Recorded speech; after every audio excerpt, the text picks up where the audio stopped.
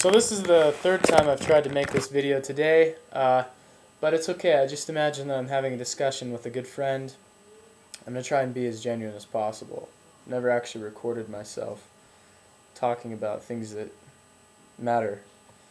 So I have been talking a little bit about, through my posts and so on, the restoration of the gospel of Jesus Christ. I know that it took place, and I'm very grateful for the scriptures and things that have been given to us. Thanks to the restoration, I want to share with you an example of one of these today.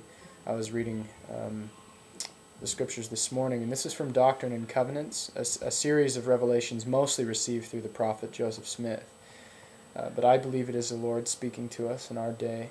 And in section 88, verse 118, it's a particularly long section, it says this: "And as all have not faith, seek ye diligently and teach one another words of wisdom.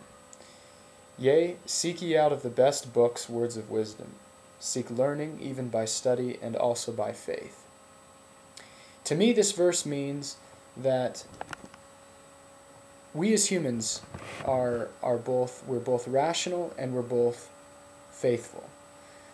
A part of us believes things that we can't see, that we can't touch, feel. And it's unnatural to only rely upon the senses in the material sense.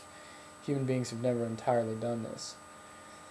And this verse, I think, shows us how we're justified, even those of us that aren't, on the other hand, as naturally inclined towards faith, in things that we can't see, that we can't prove. It tells us how to obtain a testimony of the gospel of Jesus Christ. It says, "As all have not faith, seek ye diligently and teach one of the words of wisdom. Yea, seek ye out of the best books words of wisdom." And I wanted today to share my testimony of this verse. I know it's true. I read two very good books lately, and I wanted to talk about how each of them shares and teaches more effectively than the scriptures, perhaps.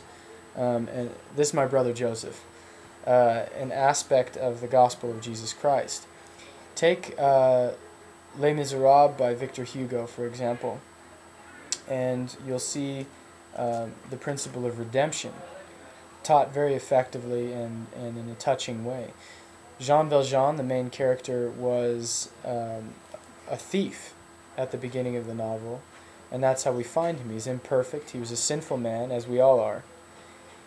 But through a series of decisions, spurred by love, he becomes something other than he was. He becomes something far better. And that's redemption and repentance. Repentance simply being a Greek word meaning to turn away from, to change, to become something better than you were.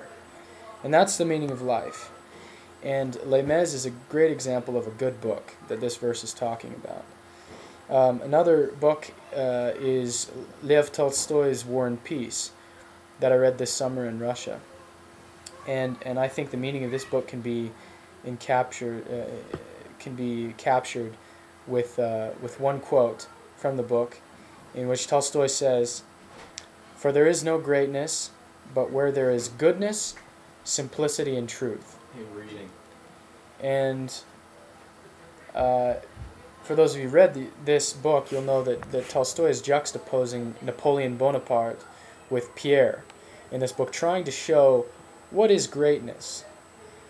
Of course, the true definition of greatness, I agree with Tolstoy, and as a Christian, I think we would, those of us who are Christians would agree that, look, Christ was humble. He was a carpenter, and those he called to be his disciples were fishermen. And there's none of this sort of pompousness associated with Napoleon Bonaparte, this worldly vision of greatness, power, men, money, death, compulsion, assertion of your self-will. These things are not true greatness. What true greatness is: love, simplicity, goodness, truth. And this is the greatness of God.